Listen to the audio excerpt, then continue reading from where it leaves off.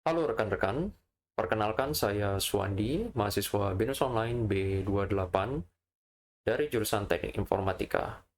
Pada kesempatan ini saya akan membawakan topik berupa penerapan Clean Architecture dalam development full stack. Nah, kita akan menggunakan .NET Core sebagai alat tools framework yang akan kita gunakan dalam demo pada topik ini. Capaian dari pembelajaran kali ini adalah memahami betapa pentingnya sebuah arsitektur. Bagaimana sebuah arsitektur itu dapat membantu proses pembentukan proyek dan apa yang ditawarkan dari prinsip clean architecture ini dalam menyusun sebuah proyek. Kemudian kita akan melihat bagaimana sebuah proyek full stack backend dan frontend dibentuk dengan menggunakan .NET. Lalu kita akan melihat bagaimana semua komponen-komponen tergabung menjadi satu untuk membentuk sebuah aplikasi web. Di sini kita akan melihat sebuah contoh project yang tidak menggunakan prinsip arsitektural dalam menyusun struktur folder dari project ini. Kita bisa melihat ini adalah solution yang mengandung hanya satu project saja, di mana bagian-bagian dari komponen project ini dipisahkan berdasarkan folder-folder. Nah, dalam kasus ini kita bisa melihat tidak adanya pembatas-batasan antara layer atau lapisan karena semuanya berada dalam satu project. Alih-alih kata, seorang developer bisa saja mengutip atau reference atau melakukan using dari komponen-komponen yang sebaiknya tidak di reference. Sebagai contoh, kita bisa sebuah controller bisa saja memanggil service atau service bisa memanggil controller atau repository bisa memanggil controller karena semua berada di dalam satu project yang sama. Selama seorang developer itu masih menjaga disiplin dari pengembangan project ini, atau dalam arti kata masih satu orang developer saja, maka ini tidak akan menjadi masalah besar selama si developer masih menjaga disiplin itu. Tapi ketika project ini sudah menjadi lebih besar dan dihandle oleh beberapa orang, akan menjadi sangat sulit untuk menjaga disiplin itu. Sehingga lama-kelamaan proyek ini akan menjadi sulit untuk dilakukan maintenance. Kemudian kita akan membahas bagaimana konsep clean architecture ini. Nah, apa sih sebenarnya yang kita bilang dengan clean architecture dan bagaimana sih ini bisa mendapat predikat bersih clean architecture seperti itu?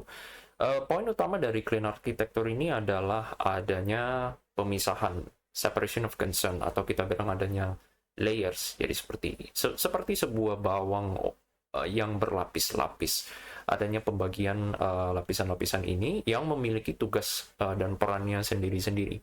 Jadi pada sekitar di tahun 2010-an ini ide ini sudah mulai bermunculan uh, untuk memisahkan, memecah-mecahkan, mensegmenkan proyek itu menjadi bagian-bagian yang punya tugasnya, perannya sendiri masing-masing, sehingga kita mempermudah untuk melakukan maintenance terhadap software ini, dan ini memungkinkan kita untuk lebih scalable. Jadi dari diagram ini kita bisa melihat ada beberapa lapisan yang umum digunakan. Pertama ada domain. Domain ini hanya berisi business logic inti saja.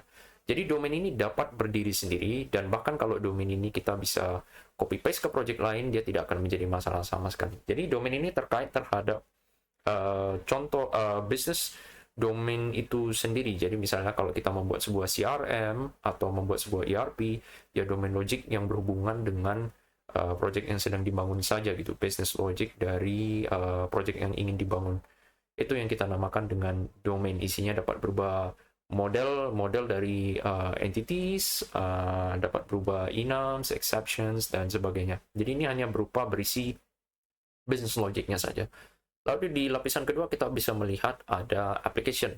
Nah, application ini yang kita bilang the business rule, atau ini menjawab pertanyaan when, kapan sesuatu harus terjadi.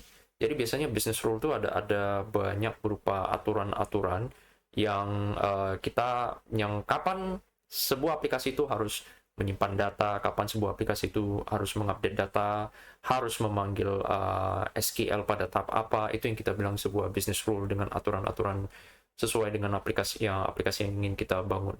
Nah, biasanya application ini nanti akan melakukan referensi terhadap domain itu sendiri. Nah, kemudian di lapisan luar barulah ada UI dan infrastruktur, yang dimana aplikasi ini, kalau kita bicara infrastruktur, dia punya koneksi ke tools luar apa saja. Misalnya yang paling sering dimiliki adalah adanya database object. Ini bisa berupa Postgres, SQL Server. Intinya bagaimana si aplikasi itu bisa melakukan persistence atau menyimpan data secara permanen. Nah, kemudian ada web UI, which is ini adalah front end-nya. Front end dari misalnya ini sebuah aplikasi mobile atau ini sebuah aplikasi web. Nah, maka web UI berada di lapisan luar ini sama seperti lapisan infrastruktur. Nah, kalau kita lihat dari arah panahnya, clean architecture ini selalu mengarah dari luar ke dalam. Maksudnya adalah lapisan terluar boleh melakukan referensi ke lapisan yang lebih dalam, tetapi lapisan yang lebih dalam tidak boleh mereferensi ke luar. Jadi, clean architecture ini salah satu ciri-ciri yang paling utama adalah adanya satu tadi pemisahan, dua flow dari dependency, flow ketergantungannya itu dari luar ke dalam. Nah, seperti itu. Pada demo kali ini kita akan menggunakan tech stack dari Microsoft, yaitu backend dengan .NET Core, lalu akses database menggunakan ORM Entity Framework Core, kemudian messaging menggunakan Mediator, dan front-end-nya menggunakan .NET Blazor, yaitu framework SPA dari Microsoft. Mungkin masih banyak yang belum pernah dengar. Baik, berikut kita akan menunjukkan sebuah demo. Ini adalah sebuah project yang bisa kita lihat pada di sini. Dalam tampilan VS Code ini kita sudah memiliki sebuah solution bernama MyCRM. Ini sebagai contoh kita akan menunjukkan sebuah halaman input master data customer sebagai contoh gitu. Kita bisa lihat di sini ada beberapa project yang sudah tersedia. Di sini ada API, application, domain, infrastructure, dan web.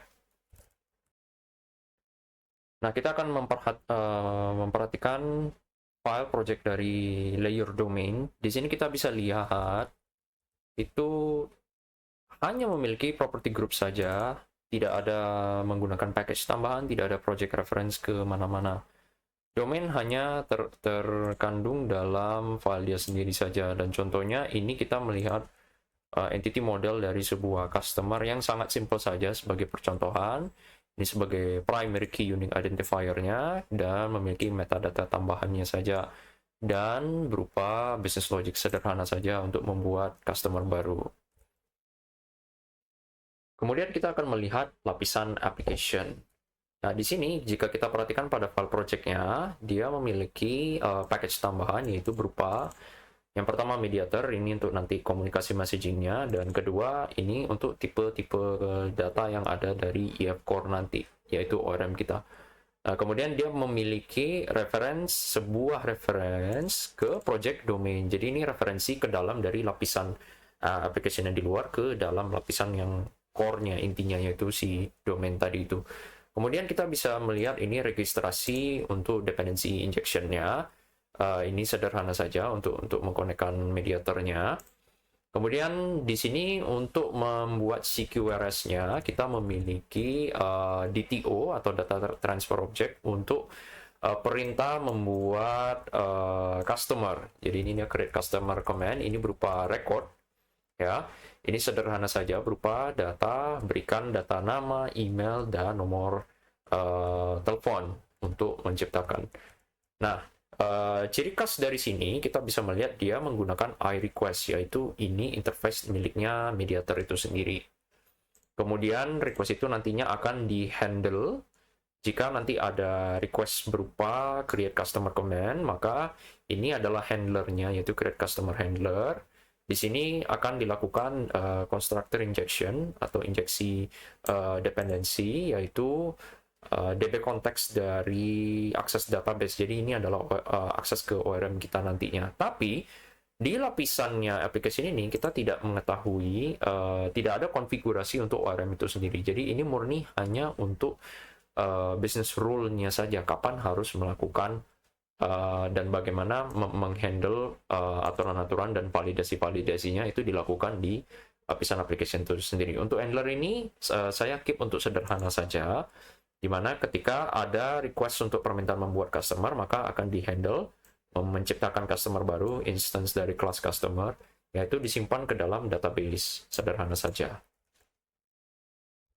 Kemudian kita akan melihat lapisan dari infrastruktur sendiri. Nah, ini adalah lapisan di mana aplikasi kita berkaitan dengan segala tools-tools eksternal termasuk database, atau ada external API, atau Redis Cache, atau alat eksternal lainnya yang di mana aplikasi kita harus berinteraksi.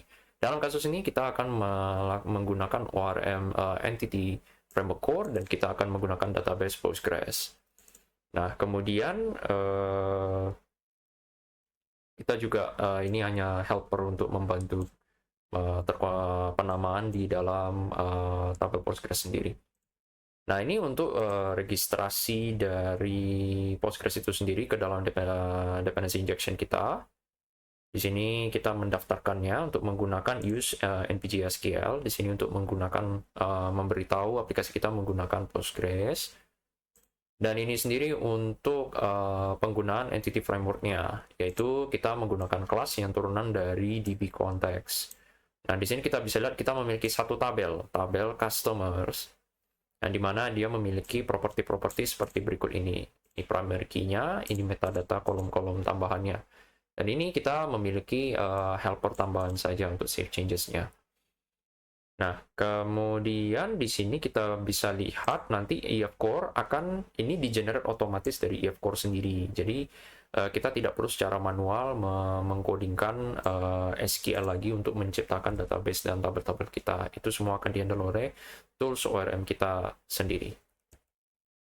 Kemudian kita akan melihat di API layer sendiri. Ini adalah aplikasi .NET Core API. Nah, di sini dia memiliki referensi kepada application dan infrastructure. Nah, di sini fungsi utamanya adalah satu untuk menghubungkan semua komponen-komponen tadi. Kita bisa lihat di sini ada add mediator, add application, infrastructure, course untuk nanti di front end-nya, dan semua akan digabungkan menjadi satu. Nah, poin utama dari ini, di sini kita memapping endpoint routing untuk aplikasi kita sendiri. Jadi di sini adalah post endpoint postnya untuk API customers. Ini nanti untuk meng-create API. Dan jadi nanti di sini menjadi entry point dari aplikasi API kita. Dan ini adalah hasil build dari backend yang sudah kita bangun. Ini untuk halaman input customer secara sederhana. Contohnya kita bisa buat contoh nama customer.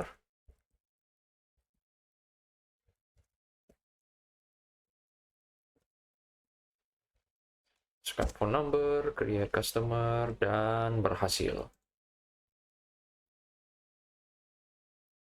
Nah, kalau kita perhatikan di Postgres, ini data yang sudah kita inputkan tadi, ini muncul di sini PT BSS, Bank Sejahtera selamanya. Jadi kita sudah berhasil melakukan CRUD sederhana, yaitu untuk CRUD menciptakan entity customer dan menyimpan ke dalam database.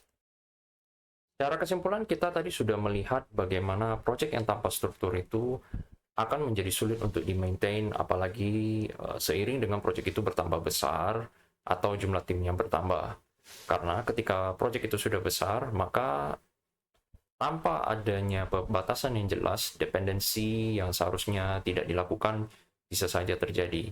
Nah, yang ditawarkan dari Clean Architecture tadi itu adalah pemisahan dependensi yang jelas, dan arah flow dependensi itu hanya bisa mengalir dari luar ke dalam. Dan tadi kita juga sudah melihat kemampuan dari .NET untuk membentuk sebuah aplikasi web full stack dari back-end sampai ke front-end-nya. Berikut ini adalah daftar referensi yang saya gunakan. Salah satunya adalah buku dari Martin yang menjelaskan konsep tentang Clean Architecture itu sendiri. Demikian demo sederhana Clean Architecture menggunakan .NET. Saya harap apa yang didemokan ini dapat menambah ilmu dari rekan-rekan. Terima kasih telah menyimak. Sampai jumpa di kesempatan berikutnya.